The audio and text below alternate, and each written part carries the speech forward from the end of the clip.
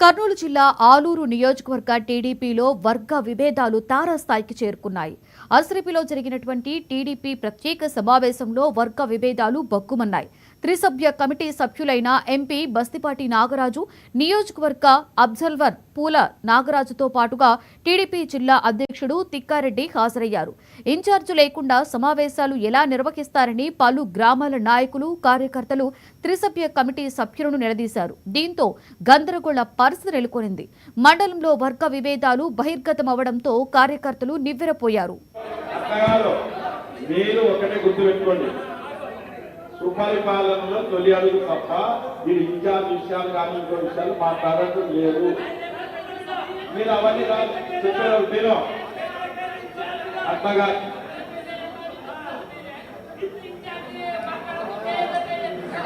Room లో మాట్లాడదాం విషయాలు దాని బహిర్గతం కాదు. రూమ్ లో మాట్లాడదాం. ఇప్పుడు రూమ్ లో మాట్లాడే అట్లా కాదు. చంద్రబాబు నాయుడు కూడా జైలుకు వచ్చినాడు. అర్థమైందంటే